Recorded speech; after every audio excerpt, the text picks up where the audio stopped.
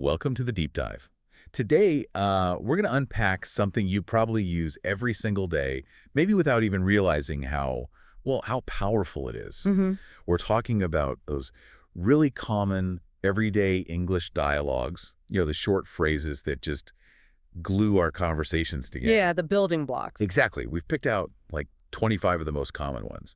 And our mission really is to look at these little snippets. They're super short, natural, super useful, and see how they actually work. And it's fascinating, isn't it, how much, how much connection gets packed into just a couple words. Totally. These aren't just, throwaway lines. They're more like, well, social keys almost, social algorithms maybe. Ooh, I like that. Social algorithms. Yeah, and understanding how they work, even the subtle bits, it's definitely a shortcut to feeling more confident, more, clued in when you're speaking English. Okay, social algorithms. I'm keeping that one.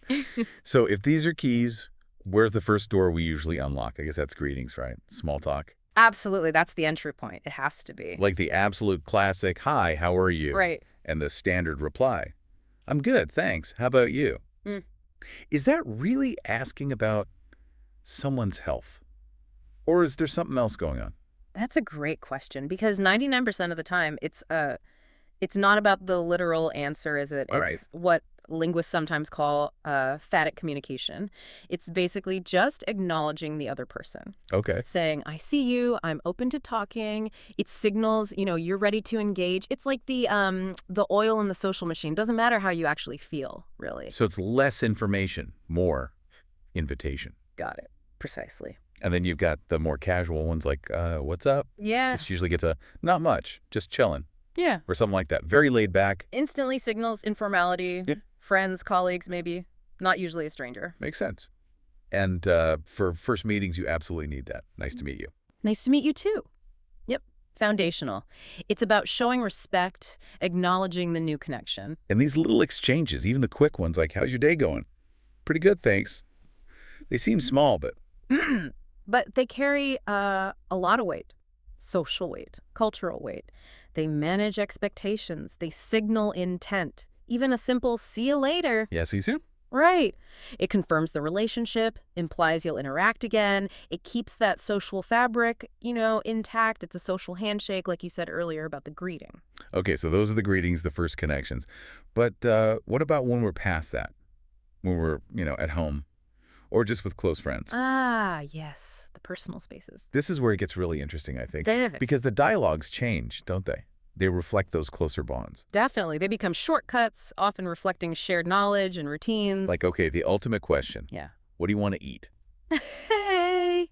Yes. And the response, 9 times out of 10, I don't know, you choose? It's universal, isn't it? And it's rarely just about being indecisive. Right. What is it then? It can be deference, showing trust, maybe avoiding a small conflict, or sometimes it's even like a little test, like show me you know what I like. Interesting. It's packed with unspoken stuff. Exactly, within those close circles. Same with, let's watch something. Sure. Netflix. Yeah. Quick, easy. It acknowledges that shared downtime, the comfort level, no need for a big formal discussion. And it really highlights that trust, that shared understanding, like expressing vulnerability. If someone says, I'm tired. The immediate response is usually something like take some rest or go lie down. Yeah, that empathy, that care, it's automatic. Or asking for help. Can you help me? Of course. Or sure, what's up? That willingness to assist, it just reinforces the bond. It's reciprocal. These really do show the comfort level, don't they? The shorthand of intimacy. Absolutely. Even something as mundane as I'm going out. Okay, be safe. Right. It speaks volumes. Care, routine, looking out for each other. It's all baked into that simple exchange. Okay, so from the comfort of home, let's switch gears. Let's go out into the world. Shopping, restaurants, transactional talk. Right, where efficiency often becomes more of the point. Definitely. You walk into a shop, you see something. How much is this? It's $10, direct, clear. No messing about. Exactly. And what's fascinating here is how precise these dialogues need to be. The goal is a smooth transaction. Get the information, get the item, pay, done. Like asking, can I try this on? Sure, the fitting room is over there. It Right. relies on, everyone understanding the standard process. No need for flowery language. Or ordering food. I'd like a coffee, please. Would you like it hot or iced? Straight to the options. Customization, but very efficiently handled. Totally. And everyone loves asking, is this on sale? Hoping for that. Yes, 20% off today. Yes. A clear question seeking a specific piece of value information. And even paying. Can I pay by card? Yes, we accept cards. Simple confirmation.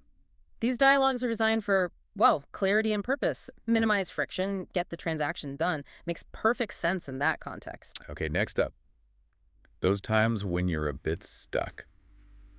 Asking for help. Asking for directions. Navigating the unknown, basically. Yes. Very important category. Universal, really. Like the absolute classic, maybe anywhere in the world. Excuse me, where's the bathroom? And hopefully a clear answer. It's down the hall, to your right. Practical. Necessary. And sometimes you need more direct help. Can you show me the way? Sure, follow me. It's interesting that shift from just information to, like, active assistance. If we connect this to the bigger picture, these moments are really about human connection, aren't they? Overcoming a little obstacle together. Yeah. That simple request, can you help? It often taps into this sort of unspoken social contract. We help each other out, especially when someone signals vulnerability. Like saying, I'm lost. That's a vulnerable thing to admit. It is. And hearing back, no worries, I can help, that reassurance is, well, it's huge in that moment. Definitely. Or just trying to bridge a language gap. Do you speak English? Yes, a little. That's such a critical first step, isn't it? Finding common ground to communicate. And if you don't quite catch something, could you repeat that, please? Sure, I said, the bus stop is nearby. That willingness to repeat, to clarify, it shows a mutual commitment to understanding. Civility is key here. Okay, final section. Let's talk about the modern world. Phones, online chats, video calls, digital connections. Right, which comes with its own unique set of phrases and challenges. Right, yeah, top of the list, especially on video calls. Can you hear me? Yes, loud and clear. Or the opposite, the essential tech check. We've all been there. Many times. It's really fascinating, isn't it? How quickly these phrases became, well, indispensable. They're super efficient, and they deal directly with the specific issues of virtual communication. Like needing to end a call but promising to reconnect. I'll call you back. Okay, no problem. It manages the flow, sets an expectation without needing a long explanation. Well, my personal favorite, because I do it all the time. Sorry, I was on mute. Yes. And the usual reply. Happens to me all the time. It's like this instant bonding moment over shared digital fumbles. Builds immediate empathy. It does. It acknowledges we're all navigating this sometimes awkward digital space together. And then there's just practical stuff, like making plans.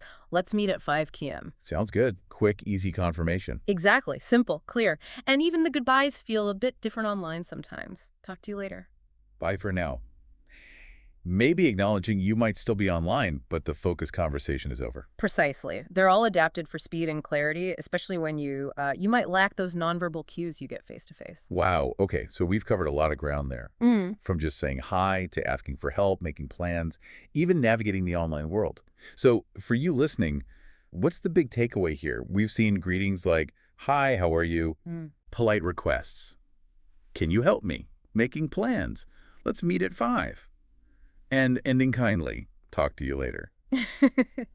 These tiny phrases, they're like the quiet conductors of our social lives, aren't they? They really are. And this raises, I think, an important question for everyone listening. How quickly can you start using these tools more, well, consciously, more effectively? Yeah. Because, practice really does make perfect, or at least it makes it more natural. The more you use them, the better you get at shaping your interactions. Okay, so here's a little challenge for you today. Try to consciously use, say, at least 3 of these dialogues we talked about. Good idea. Use them with someone, or, hey, even just practice saying them out loud to yourself. See how they feel. Notice the response you get. Which ones feel most useful to you? Or maybe which ones surprised you? Yeah, pay attention to that. And maybe connecting this to the bigger picture again. Think about this. If just these 25 really common dialogues can unlock so much connection, so much understanding. What could happen if you started using slightly more nuanced phrases, just small shifts? How might a little change in what you say create a totally different kind of interaction? It makes you wonder about the power locked up in everyday language, doesn't it? That's a really powerful thought. to end on, something to definitely mull over. Well, we hope this deep dive has maybe shed some light on just how valuable these basic building blocks of English really are. Keep listening, keep noticing. Absolutely. Keep practicing, keep learning, and we'll catch you on the next deep dive.